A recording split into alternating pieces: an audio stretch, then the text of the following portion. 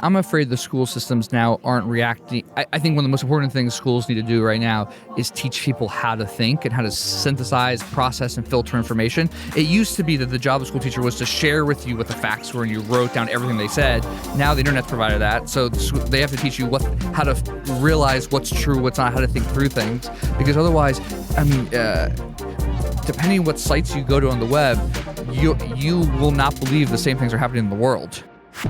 Hello, dear listeners. Welcome to the Soaked by Slush podcast. This is Isak Rautio here. Next to me is sitting William van der Palen. I'm really nailing the words in this intro now. Soaked by Slush podcast. That's really a long name. Yeah, it's a bit of a word monster. I don't know if it's a direct translation that's allowed or not. But we're back again. Doing back-to-back podcasts and hoping it won't show to the audience and the quality won't drop. But yet again, we have yet another great guest here with us. So CEO of MasterClass, founder of MasterClass, David. How do you pronounce your last name? Rogier. Rogier. Yeah. Okay. Yeah. Welcome. Where's that from? Where's that name French. from? French. Yeah. Yeah. Great to have you here. Thank you. I'm excited to be here. Thanks for coming. Is this your first time Slush? It's my first time in Slush and my first time in Finland. Wow. Yeah. So I'm excited to be here. Awesome. You showed up. You came today. I came last night. So I don't know what time it is exactly in my head, but it's awesome. Yeah. Did you come straight from the U.S. or? Yeah, I came from San Francisco, so I think everybody on the plane was for Slush. It was on Finnair, but everyone on the plane was for Slush, so it was kind of awesome. Yeah, they do this kind of like, it's not a charter, but it's kind of a charter because no one else is really flying that direct route anyway, so that's pretty cool. Let's just start with for those who don't know what MasterClass is. I reckon there's not that many people anymore, but just in case. We always have room for more people to sign up. MasterClass, the idea was, can we make it possible for everybody in the world to learn from the best? So it's online classes that are taught by masters. For example, you can learn filmmaking from Martin Scorsese, how to shoot a basketball from Steph Curry, how to sing from Christina Aguilera. So it's the best in the world, and they're coming to teach online. And for $180 a year, you get access to all the classes. We're doing a podcast in Finland, and we started out with if it's not even close the same scale of guests, but a domestically pretty damn good guest, I'd say. And we started out with getting the mayor of Helsinki, which is kind of a good validation. But that's awesome. Yeah, that's very nice. But I'm just wondering, because those names, every one of those is next level, the highest of the high you can get. How do you start out by getting who and how? Yeah, it was really hard. I mean, it probably took a year. I mean, I was cold emailing, I was cold calling. Everybody said it was impossible. Everybody said stop. But I thought you can always start with the best and then start to bring on people that are less well known but still great. Right. But you can't go the other way. So you guys started with the mayor, right? So then somebody else was like, okay, well, I'll be on the same podcast as that person. But if you started with me, the mayor was not going to want to come on the podcast, right? So I think there's an art to kind of start at the top. And then just to really convince those people to do it, you have to figure out what is it that they actually want, right? And for the people who we went after, they wanted to teach. There was somebody in their life who changed their life, who was a mentor, a teacher. And so this was opportunity for them to be that same thing kind of at scale. So you have to figure out what is needed of that person. And the other thing you have to figure out is usually there's somebody else you have to convince too. If it's an agent, a PR person. And so you have to figure out, how do you make sure that it's going to be good for them too? So it's going to be good for their brand, for a PR person. For the mayor, he probably wants just it to be in front of young people. So you guys have a podcast for young people or whatever it is, right? You have to figure out what things are going to appeal to them and their team. What we've seen is that once you get a few big names, then life tends to get a bit easier. Yeah. So you had the same effect. Who was the first kind of big name you nailed? Yeah, so the first three were kind of at the same time. Dustin Hoffman, Serena Williams, and James Patterson. Yeah. All right. Yeah. It's pretty modest. Yeah. Just texted them, you want to come, and then... I wish it was that easy. I did not have any of their phone numbers. Yeah. No. I mean, it was a year of grinding and hustle. And since then, it's been quite upward trend for you guys. It's going well, it seems. Yeah, it's going great. I mean, we now say no to 9 out of 10 people We've raised 135 million. We have 200 employees. I mean, it's just grown way bigger than I ever thought it would. And what's kind of your... Do you have kind of an end vision, end game? Where do you want to take the company? What's the journey? Do you know yet? Yeah, I mean, this is like a dream job. So I would love to do it for as long as I can. Yeah, I mean, I'd love to IPO and be huge and be in every home in the world, and be. My dream would be somebody took a class who otherwise would have never had access to these people, and then becomes a master themselves, and then they come and teach. Probably have to wait a little bit of time for that to happen, but that would be my dream. Yeah. What's the sort of philosophy behind the whole thing? Like, where did it start from, and what's the idea behind this? Because I mean, people are learning from the internet more and more all the time, and sort of knowledge is getting democratized. What is your thought behind this? Ideas? I have a lot. I think for our parents' generation, there were career tracks and stable jobs you had for your entire life, or if you wanted to be this job, it was a very clear path. For our generation, that's not true anymore. And so as a result, I think our generation has decided to own that we're going to have to learn. That we're going to have to learn, and to learn is going to be part of who we are, and we're going to have to constantly grow. And so the education system isn't designed for that. The education system is designed, you go up until the age of 18 or 21 or whatever, and then that lasts you for your entire life, which is clearly not true anymore. And so there has to be ways that you can constantly learn and grow. And if it's going to be part of your life, you want to enjoy it. So I think there's this myth that education, entertainment are on other sides of the spectrum, when why can't education also be entertaining? And it's because school beats that out of us. And so one of the fundamental ideas is that education can be entertaining. You're going to constantly have to grow, so we're going to make it really fun and interesting to want to learn.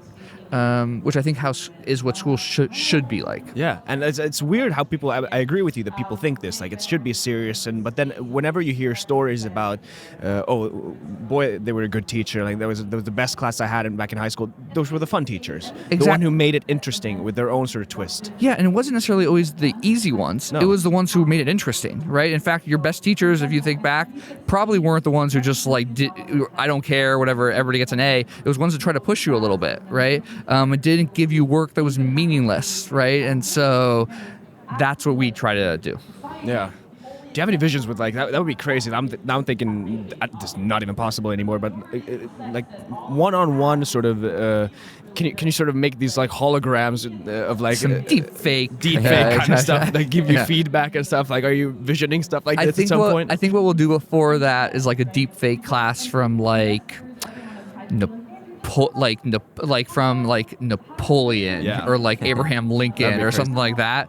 I think we'll do that first. Just how to invade Britain. Yeah. Tools for modern life. I'm not sure how big the market is for that, but I think that's a great use of the deep fake technology. Right. I think it'll be too obvious if you do a fake one-on-one. And also, this doesn't replace one-on-one. If you want to learn how to cook, you should still cook, and you should still have another chef to taste your food. But this is a chance for you to hear from the best chefs who you would otherwise never had a chance to hear from. What would you say is kind of the ratio between you being inspirational and purely technical? Because, as you said, you need to try out in real life, but you also need to be inspired. Yeah, it's probably a third inspiration, a third practical, and a third is wisdom. It's things that will change how you look at something in your life, how you hear something in your life, but isn't about, we will never have a class on the new version of Excel, because that's if you're going to talk to Hans Zimmer, you don't want him to teach you the intro steps of playing a piano. You want to hear how he thinks of story and composes things. So we are trying to get stuff that lasts forever. When you teach a new version of Excel, that's only going to last you for a year or two until the next version comes out. How long can you, or if I, let's say, want to learn to cook with, is it Gordon Ramsay you have on the MasterClass right now? He is one of the chefs we have, yeah. One of the chefs, yeah. So what can I expect sort of to get out of it? I'm not probably going to be Gordon Ramsay after that class, but he's going to give his sort of own touch. How far does the course go? Yeah. So Chef Ramsay has 2 full classes. Yeah. You're going to learn how to make the best eggs that you've ever made. It's really good. Yeah. And then you're also going to learn, his approach, which is So I don't know if you know this, but he wanted to be a professional athlete and a football player with soccer, and he got hurt. And so his career was ruined, and his parents helped him sign up for a catering school. And he realized, wow, I actually love this. And he went, okay, look, I'm going to go find the best chefs in the world, and I don't care how much they pay me. I don't care how much crap work I have to do, but I'm just going to do it. And he did it for years and years, and like he realized that's how he was going to become the best, was he was going to learn from the best, and he didn't care about how much money he was going to earn, what the job title was. And I think that's a lesson that you can apply to everything, right? I think your first few years in your career, it's about to maximize how much you're going to learn, and not caring about how much you earn. Yeah. What was your early career like? What did you do before MasterClass? So I thought I wanted to run for political office. Yeah. So I got some internships in the States working for people in office, politicians. And I realized that most people there aren't interested in helping the world. They're interested in power, which is much less interesting to me. So I tried to get a job in business if I can use a business to solve a problem, it'll be a solution that lasts for much longer. And it was really hard to get a job in business because everybody was like, you should go work in politics. But then I got some jobs. Then I went to Stanford for my MBA, went and worked in venture capital, investing in startups, all just trying to learn. And after about a year of investing, I realized I didn't like it. And I went to my boss and I was like, hey, like this isn't for me. I want to build something. And he said, what? And I said, I don't know. And he gave me $400,000 and he told me to go think of an idea. Okay. Damn, it trusted you. Yeah. Crazy and a He's really probably huge pretty honor. happy right now with that decision. I hope so. I hope so. I hope so. Yeah. What do you, as this whole idea about sort of democratizing knowledge and people learning from the internet independently is very interesting. And I mean, we're both young. I mean, you're young also, and you're gonna see this evolve during your lifetime a lot. And you're it already is evolving. Already involved. Yeah. Do you think at some point in the future it might when I think in the US, if I'm correct, sort of college degrees, there's starting to be an oversaturation in some areas, in some fields even. Do you think this sort of you might be getting to a point where you can actually have validated sort of certificates or something in whatever form it takes in the future to sort of show that I've acquired these skills, this knowledge from the internet or from like independent research? I think so. I don't think it's there yet because there isn't like a trusted brand to test your skills, except in some very trade kind of craft. So if you're like, in IT support, there are some standard ones. Most certificates online aren't well-known or trusted brands. I think what you'll see first, and you already start seeing it, is a change in how class in a physical school is taught. So you guys heard of Khan Academy? Yeah. It's a charity started in the States. They basically teach classes online for free for school kids. One of the things that's starting to drive, which I think you'll see more of, it flips what you do in the classroom. So all of a sudden, instead of going to school and hearing a lecture from a school teacher, you'll watch that at home, and then when you go to school, you'll start to do exercises. And I think you'll see the flipping in the classroom about that. But then I hope you'll start to see that a school, how do I say this? People will be smarter and more informed about what school actually helps them. There's still a lot of schools, especially in the States, and a lot of degrees that financially are bad decisions. And I think the more transparency we have there, I think I think that's good for the world. Yeah, I think it's really interesting. In Finland, we have like basically free education. You guys have one of the best educations. Yeah, we're one of the best, and it's free. Yeah. And even here we are debating this, that the relevance of schools and the relevance of this system. But it has to be an even bigger problems in the States, where it's basically ruining people just to go to school, and then the degree might be obsolete in 10 years. Or as you said, it at least has a pretty clear due date when you need to update yourself. So do you see that, if we take enough time, that schools will they have a role in the future, like a centralized school system? Do you think it will exist? I absolutely think so. I just think they'll change. from the school teacher seeing their job to just to share facts with you, because now the facts are on the web, so to teach you how to understand and think. I think you'll always have schools. I think internet online will play much more of a role in democratizing access, because it's unfair that money in the States buys you the best education, right? Versus how hard you work, right? Or how much you care. But let me ask a question to both of you. Yeah. You guys live in a country with hands down the best education system in the world. Why do you think it's so effective? Here, I don't know. I think from the lower classes, which is I think where this sort of it's highlighted, where it's very good, like elementary school even. I think it's a big part. There's many sort of aspects to it, but like from my own experience, I think there's this realization of letting kids be kids in a sense. Like you're not putting too much sort of unnecessary standardized pressure on a little kid at a young age, where your brain is forming, you're forming social skills, you're exploring, you're learning about the most basic, most fundamental things in the world for the first time ever. And it's stressful for the first. I mean, and make it fun. So are there less? So how do you guys put less pressure? Are there not exams? Are there not grades? Yeah. How do you think that? There are grades, but I mean, even the grading system is not that sort of harsh in the beginning. But like, there's more time for kids to hang out with each other. And we have enough recess, and we also like.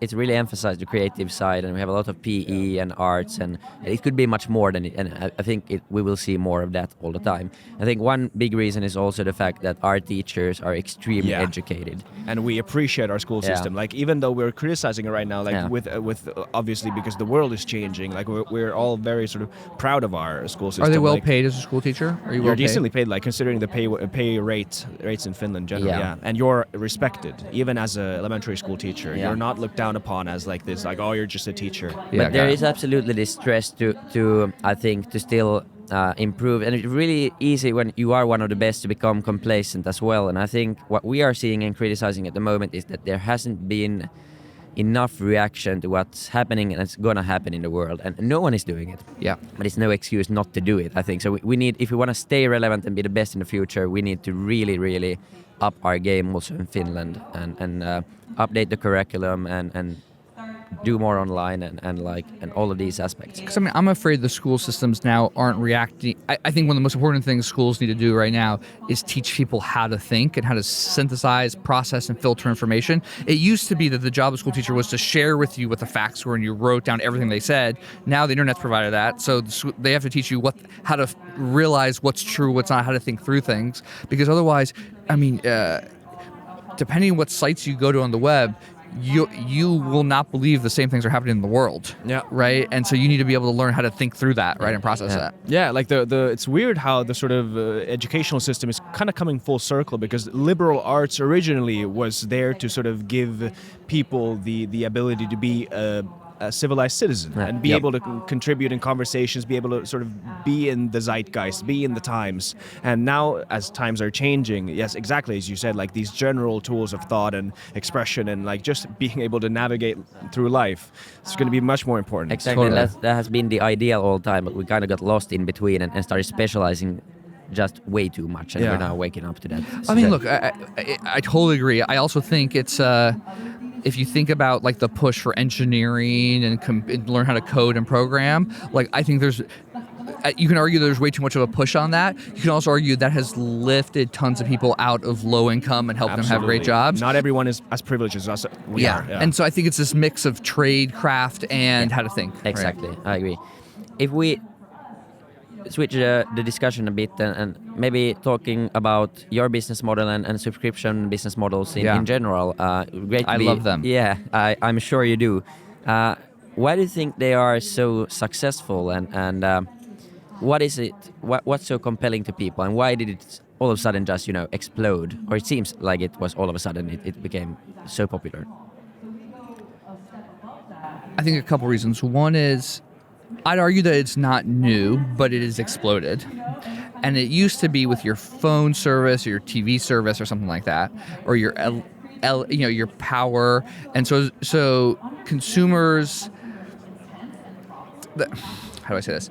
Why I like them is they align your interests as a company 100% with the consumer, because every month or every year, whatever your cycle is or renewal, the customer is asked again, does this provide value? Is this worth it? And so when I have the team trying to hone in on retention rates and getting the most amount of people to return back, it's aligned interest with our customer, which says, hey, look, I want more content, right? I want to explore more of it. I want more of this. It aligns us 100%. So I really like it. Because it's not just trying to say, hey, I want you to pay a lot and then like I'm never going to talk to you again, right? I think why other companies like it, which I don't think is good, so like gyms are like this often, is people are used to just signing up and then never thinking about it again, and so they constantly pay. So like this is why gyms want you to sign up for a package of like years, or the phone company for years, cable providers, because they don't want you to have to rethink about that question. I think you want them to rethink it because that makes you a great business. Yeah. And we're the sort of LimeWire generation of like free data and everything, like even data that takes time and effort and money to produce. And then somehow kids of my generation, I mean, I'll admit, like I had LimeWire when I was a kid, like you sort of somehow feel entitled to it. And now that we're adults and we're sort of realized the work that goes into this, I think there's this sort of disdain and this sort of regret and sort of wish to contribute and wish to sort of keep this system. Yeah, that's a really interesting phenomenon, because I agree with you. I was with Napster in the States. It was a big one at the time. And I don't know if as a society or as the industry did a very good job of making you feel bad to use it, making you a little bit anxious to use it. But I think the best argument is if you do that, you aren't supporting the artists, right? And then they can't make more stuff. Yeah. Like you're not entitled to whatever took this person years and years to produce. Yeah, but this is a cultural thing. Right. Other parts of the world do not believe that, right? Yeah. So this is a cultural ethic. Do you see this kind of when also signing up users that it's, of course, it's going to be easier in some countries, but have you been surprised that it's been harder or easier in some countries to get users to sign up? I'm surprised how many international users we have. About a third of our business is international users. The classes are right now are only in English, so like surprised at how much are coming from abroad. We have been starting to experiment internationally. We're going more and more, so that will become a larger part of the business. Yeah. And yeah. You probably have a better question. Like, but how do you think about user acquisition and like that's something probably you invest heavily in and I mean I see your ads basically every day in my Instagram stories. Sorry about that. I like them. They're very good. They're well produced and it's relevant. So so for once it actually works. But how do you think about user acquisition? What's some of the things you've learned during the years? There's this myth, and you see it like online all the time on tweets and blog posts, that early stage startups should not use paid ads on Facebook or Instagram or YouTube. I think that is disingenuous, because Facebook and Google are one of the only ways for a startup to get scale quickly. I mean, if you look at there are like 8 sites that 80% of the world goes to, and if you aren't one of those, how are you going to get in front of people? Now, I think the part where it's right is you shouldn't burn money on that. So for us, our rule was always, hey, whenever we run an ad, we're going to make money off that ad. So I don't want to like buy growth. Right? And so I think there's a responsible way to do it, but I think it is very hard in this day and age for most tech companies to get any foothold without doing some sort of paid ads. My advice is just make sure that you're like not losing cash on it. And then of course you should invest and develop in other ways to be able to get people to hear about you. But I think you have to build something great, and then you have to figure out how people are going to hear about it. And you can't, if you just build something great, that isn't enough. You have to do both. Yeah, but it's still the most efficient way to get customers. Incredibly efficient. Yeah. I mean, Facebook has become one of the places people spend the most money to buy ads. That isn't an accident, right? They're very effective at it. What are some skills or habits or knowledge you've gained from the classes you've made that you don't use in your own life? That's a great question. So I stutter. It was much worse when I was a kid. We did a class with Samuel L. Jackson. He also stutters, which I didn't know. Really? Yeah, and he uses curse words to when he's like to help fill it out. By the way, you can curse in this podcast. Don't worry. Great, If you, okay. yeah. So he uses like the word like fuck a lot to do that. So that was something personal. I think, but Hans Zimmer's class changed how I hear music.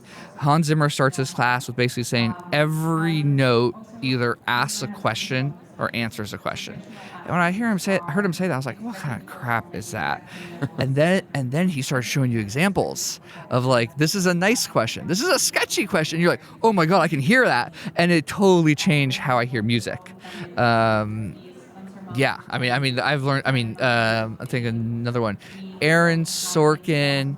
Do you guys know Aaron Sorkin? I love this writer. Yeah, screenwriter. and so one of the things he realizes or he sees is words to him have rhythm and are musical, and so he loves the sound or the rhythm of somebody using somebody else's words back at them. And you'll see it in a lot of his films. He does this.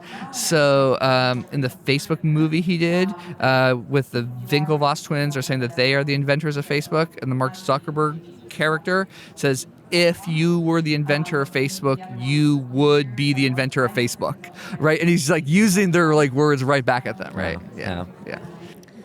That's awesome. How much do you engage directly with the people who produce your content? I mean, you said it's the best job in the world, so you probably meet With these people. our instructors? Yeah. Oh yeah. I mean, we now have a team that makes the classes, so they're much better at it than I am. But yeah, I mean, I still get to work with some of the instructors. But now we have a team that have won Oscars and Emmys and are much better at this than I am. I mean, yeah, your production level is just off the charts. The ones I've seen, it's like watching, Oscar-nominated movie. It's just.